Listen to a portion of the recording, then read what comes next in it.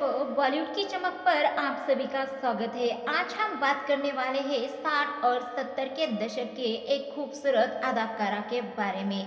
पुराने दौर में हीरोइनों के बड़े बड़े जूड़े, उनके शानदार शूट और आंखों का बड़ा बड़ा गजरा। मुमताज जी, शर्मिला टैगोर जी या कहे कि मीना कुमारी जी, नंदा जी, हर एक्ट्रेस एक जैसी ही लगती थी।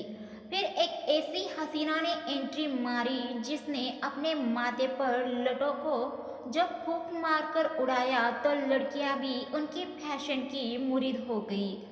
सुनील दत्त जी के साथ कई हिट फिल्में दे चुकी ट्रेंड सेटर एक्ट्रेस कोई और नहीं, साधना जी थी। लग जा गले के फिर हंसी रात। साधना जी के गजब के फैशनेबल हेयर स्टाइल की वजह से नाम तक दे दिया था साधना कट। साधना जी उस दौर की ट्रेंड सेटर बनी थी। फैशन की उन्होंने अनोखी दास्तान लिख डाली थी। एक तरफ जहां नीतू कपूर से लेकर शर्मिला टैगोर और आशा पारेख जैसी एक्ट्रेसेस के जलवे थे, तो वही साधना जी भी अपने चार्म से लोगों का दिल जीत रही थी। साधना जी की अदाओं और खूबसूरती के साथ साथ लोग उनके हेयर स्टाइल के भी दीवाने थे। मेरा प्यार अमर फिर क्यों मुझको। साधना शिवदसानी उस दौर की खूबसूरत एक्ट्रेस में से एक थी। कई फिल्मों में मिस्ट्री वुमन के रोल प्ले करने के वजह से उन्हें द मिस्ट्री गर्ल कहा जाने लगा था। खास तौर पर उस दौर में मधु बालाजी और वैजयंती माला जी के खूबसूरती के चर्चे हुआ करते थे। लेकिन साधना जी ने अपनी बला की खूबसूरती के चलते इन दो हसीनाओं को भी टक्कर दे डाली थी। एक्टिंग की दुनिया में आने से पहले साधना जी मुंबई के जय हिंद कॉलेज में पढ़ रही थी। उन्होंने राज कपूर जी की 1955 में आई फिल्म श्री 420 में एक केमियो किया था। 1960 में आई फिल्म लव इन शिमला से वो मशहूर हो गई। साधना जी असली नकली और मेरे महबूब, वक्त, मेरा साया और एक फूल दो माली जैसी फिल्मों से स्टार बन गई थी। वो 1960 से 1970 के दशक की शुरुआत तक सबसे ज़्यादा फीस पाने वाली एक्ट्रेस थी। कोयल क्यों गाए, कोयल क्यों गाए। कॉलेज के दिनों में एक प्रोड्यूसर की नज़र उन पर पड़ी। उन्होंने उन्हें अपनी फिल्म में ब्रेक दिया। साधना जी ने अपने दौर में हर बड़े स्टार के साथ काम किया। एक बार उन्होंने निर्माता निर्देशक राज कपूर साहब के साथ दूल्हा दुल्हन में काम किया था, जो साल 1966 में आई थी। इस फिल्म के शूटिंग के दौरान राज कपूर साहब और साधना जी की जुबानी जंग हुई थी।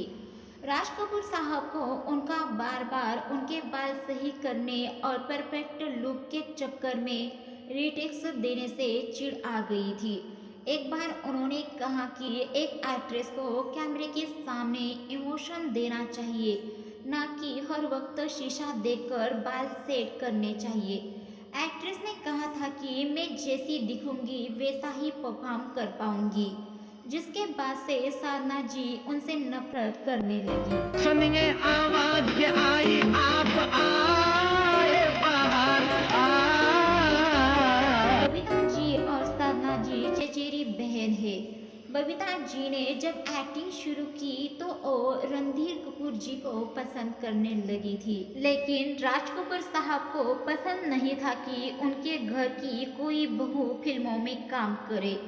उन्होंने साधना जी को बुलाकर कहा कि वो अपनी बहन को समझाए कि वो दो सपने एक साथ नहीं देख सकती। रिपोर्ट्स की माने तो साधना जी बबीता जी को अपने बच्चे की तरह मानती थी।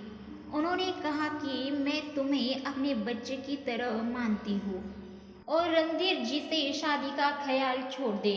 लेकिन बबीता जी ने उन्हें गुस्से में कह दिया था कि बच्चा मानकर ये सब बातें कर रही है, कहीं ऐसा ना हो कि एक दिन आप बच्चों के लिए तरस जाए अफसोस उनका ये श्राप सच हुआ और डायरेक्टर आर.के. नैयर से शादी के बाद भी साधना जी ताउम्र बच्चे के लिए तरसती रही, ताउम्र उनकी गोद सुनी ही रही।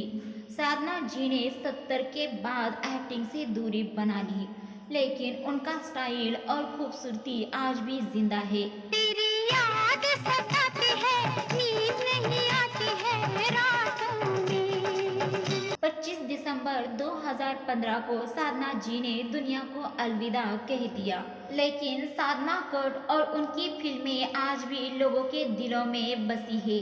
वो एक ऐसी हसीना थी जिन्होंने न सिर्फ अपनी अभिनय बल्कि अपने फैशन से भी उस दौर को बदल दिया।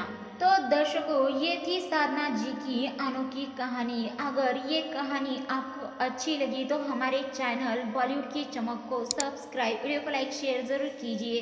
साथ ही में बेल आइकॉन को प्रेस करना मत भूलिए। साधना जी की कौन सी फिल्म, कौन सा गाना आपका पसंदीदा है वो भी हमें कमेंट करके ज़रूर बताइए। धन्यवाद।